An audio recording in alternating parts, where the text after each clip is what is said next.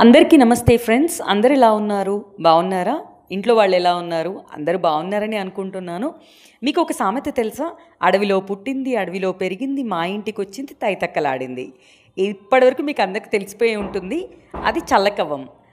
అయితే ఇప్పుడు ఇక్కడ చూస్తే మీరు 4 వెరైటీస్ ఆఫ్ చల్లకవ్వాలు చూస్తున్నారు. ఒకటేమో 4 feets, next size is 3 feets, next is 2 feets and last one is 1 feet. So మీరు ఈ 4 ఫీట్ చల్లకవ్వానికి వస్తే అది అప్రాక్సిమేట్లీ 60 ఇయర్స్ ఓల్డ్ ఏజ్ చల్లకవ్వము. ఈ 3 ఫీట్స్ కూడా అప్రాక్సిమేట్లీ అదే ఏజ్. ఈ 2 ఫీట్స్కి వచ్చేసరికి ఇది మా అత్తలు అంటే అప్రాక్సిమేట్లీ ఒక 35 ఇయర్స్ బ్యాక్ చల్లకవ్వం అనమాట. అప్పట్లో మీకు తెలిసిందే ప్లాస్టిక్ చల్లకవ్వాలు లేదు, ఉంటే దీంతోటే వాడుకోవాలి. ఈ పెద్ద చల్లకవ్వము, ఈ 4 ఫీట్స్ చల్లకవ్వంతో మా నానమ్మ మా అమ్మ నెయ్యి చేసేవాళ్ళంట.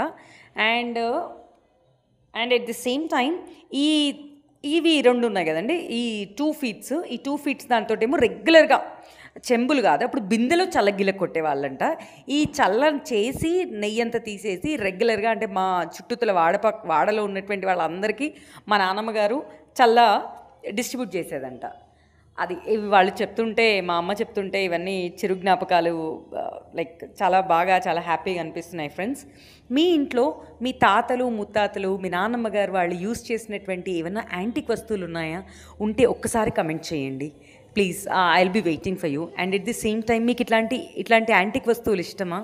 ఇస్తే ఒక లైక్ కొట్టండి. And at the same time if you like my content please do subscribe, share please. Thank you friends. Thank you.